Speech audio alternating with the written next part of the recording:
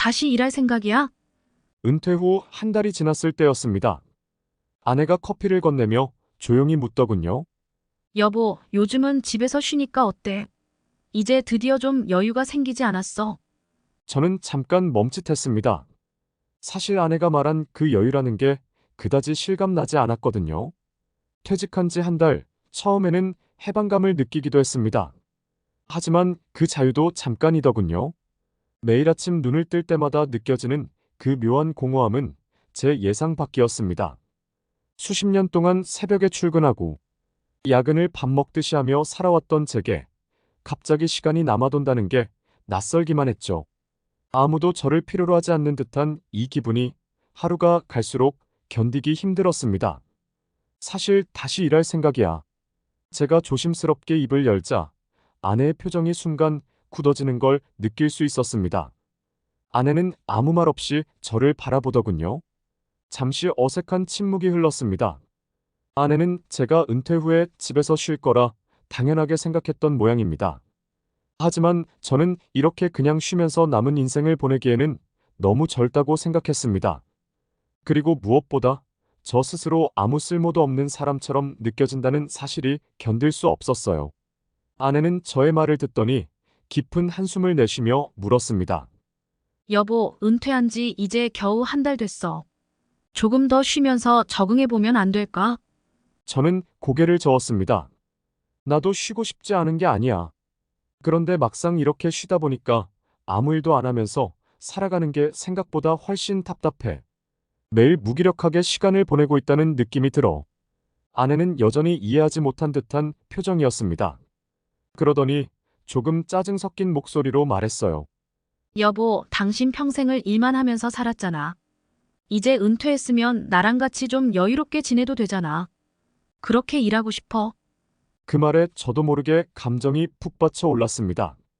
제 마음속 깊은 곳에서 피어오르는 이 답답함과 허전함을 아내가 이해하지 못한다는 생각이 들었거든요.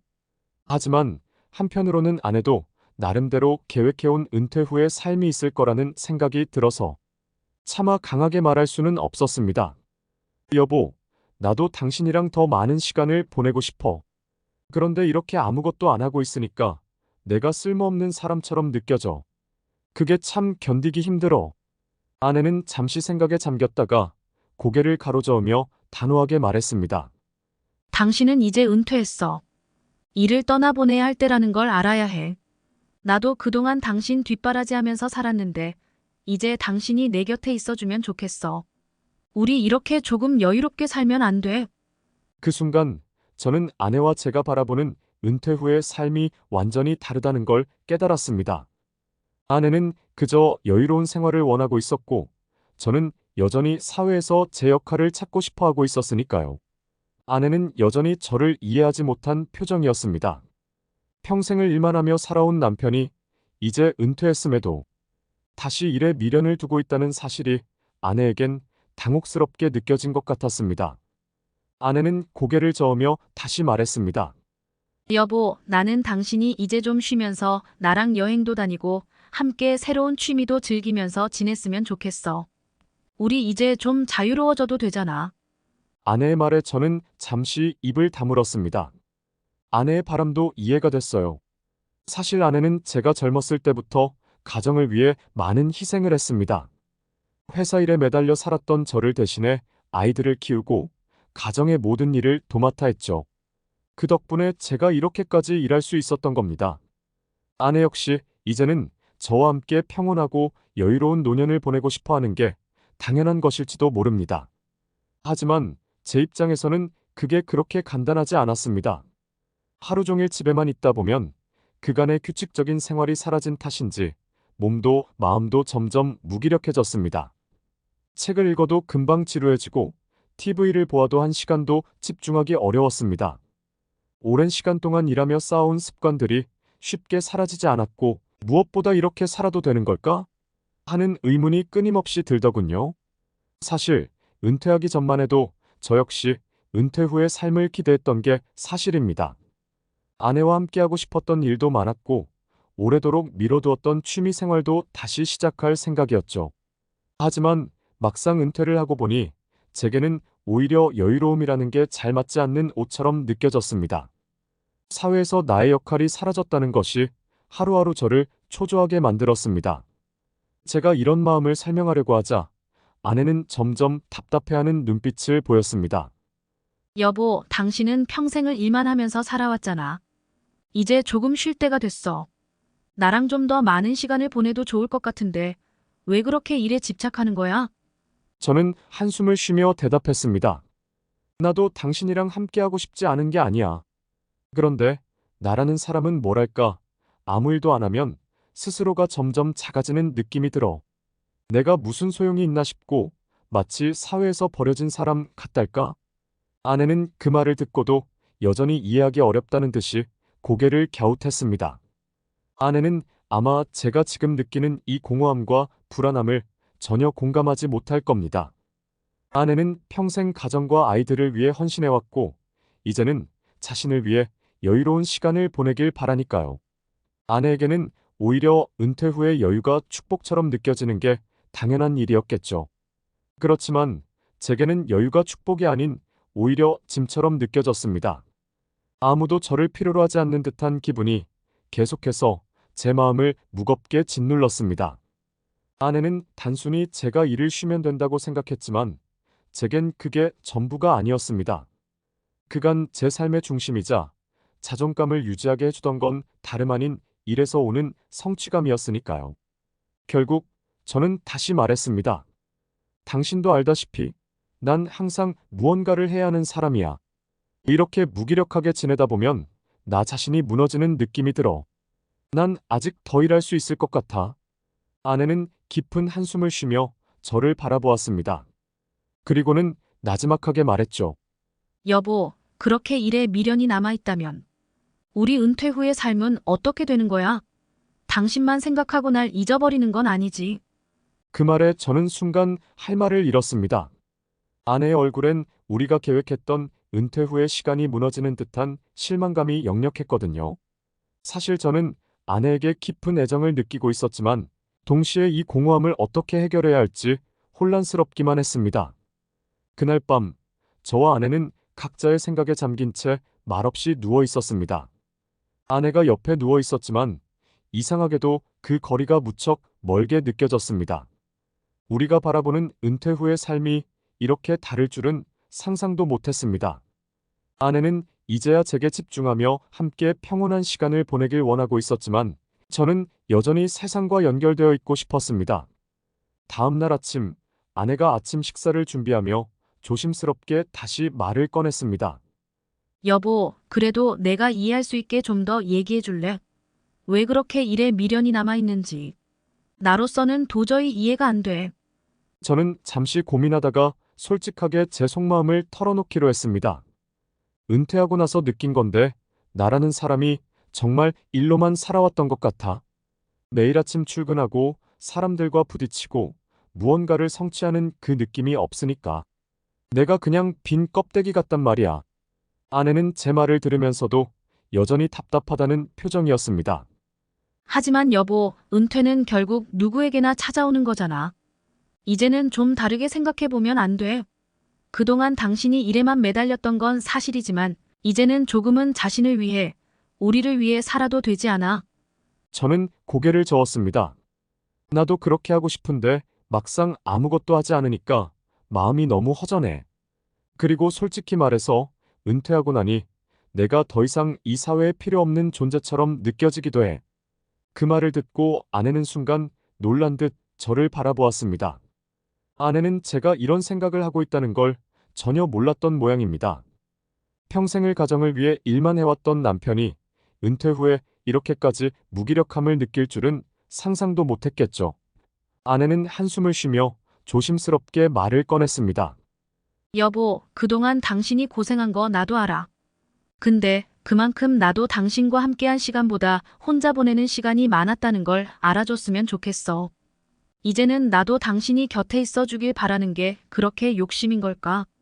그 순간 저는 머릿속이 복잡해졌습니다. 아내가 하고 싶은 말을 전부 다 하지 않았다는 것을 느낄 수 있었습니다. 내가 은퇴 후에 일을 다시 시작하면 아내는 또 외로운 시간을 보내게 되겠지. 아내의 눈빛 속에는 기대와 실망이 뒤섞여 있었습니다.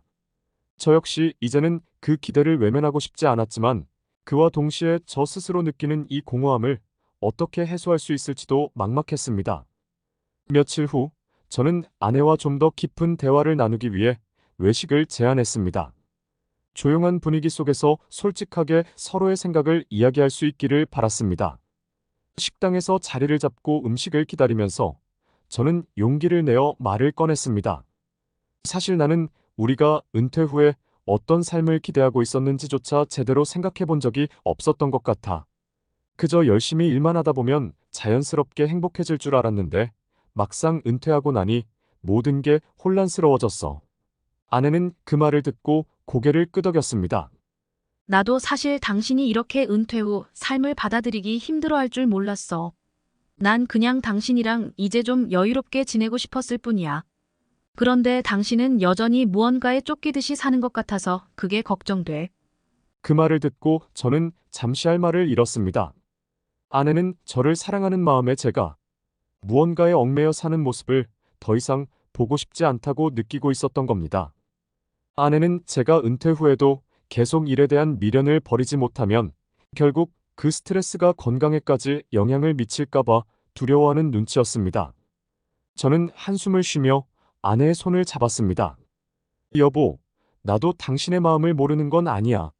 사실 나도 일만 바라보고 사느라 가족과 함께한 시간이 부족했던 건 알아. 그래서 더 죄책감이 드는 것 같아. 아내는 제 손을 꽉 쥐며 말을 이어갔습니다. 나도 당신이 행복하게 살았으면 좋겠어. 근데 그 행복이 꼭 일에서만 오는 걸까? 우리가 함께 보내는 시간에서 오는 행복도 있을 텐데. 당신은 그걸 너무 쉽게 놓치고 있는 건 아닌지 걱정돼. 저는 그 말을 들으면서도 여전히 갈등하는 마음을 느꼈습니다. 아내의 말대로 행복이 반드시 일에서만 오는 것은 아닐 테지만 제가 느끼는 공허함도 무시할 수 없는 문제였으니까요. 우리의 대화는 끝없이 이어졌지만 결론을 내리기는 쉽지 않았습니다.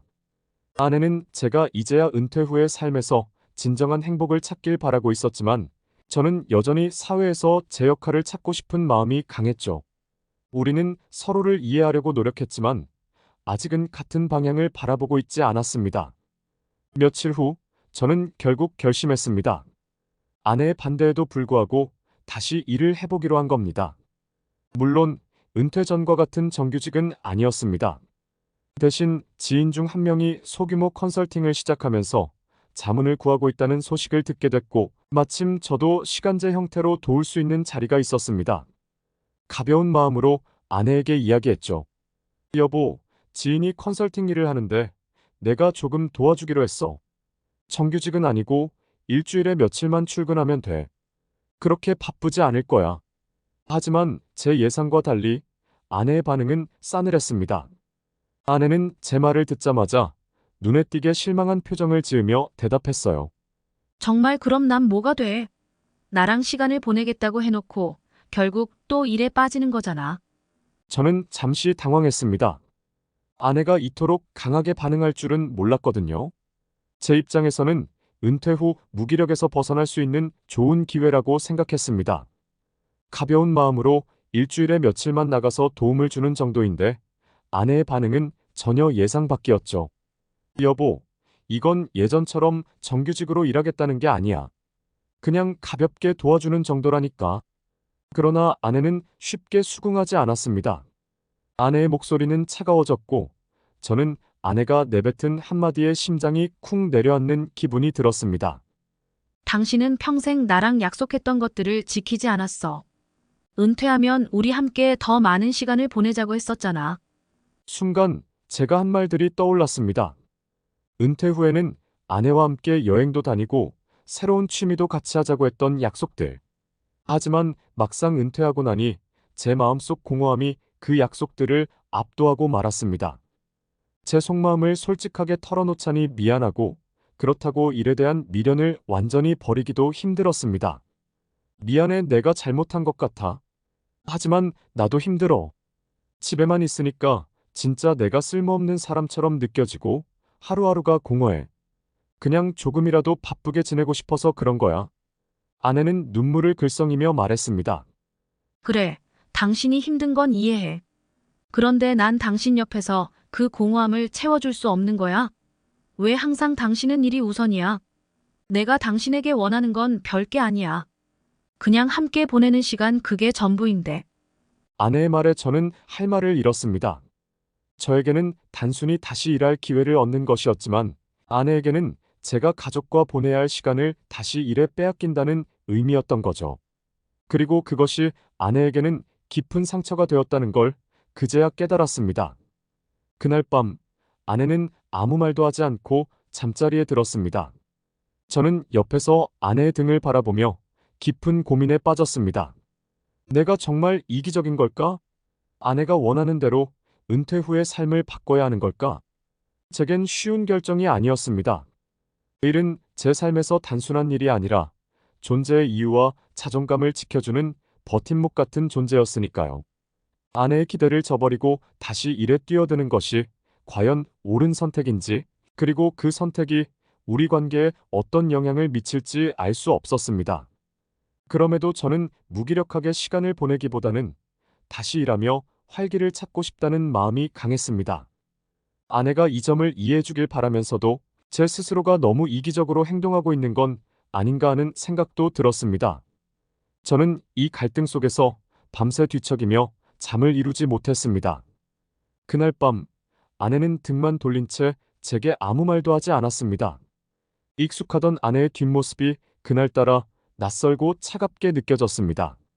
침대에서 뒤척이며 잠을 청해보려 했지만 마음이 불편해서 잠이 오질 않았습니다. 결국 저는 새벽에 일어나 거실로 나갔습니다. 어둠 속에서 소파에 앉아 있자니 온갖 생각이 밀려왔습니다. 내가 잘못한 걸까? 은퇴 후에 아내와 시간을 보내겠다고 했으면서 약속을 어긴 건 맞지. 하지만 나도 나 자신을 지키고 싶을 뿐인데. 그렇게 거실에서 혼자 앉아 한참을 생각에 잠겼습니다.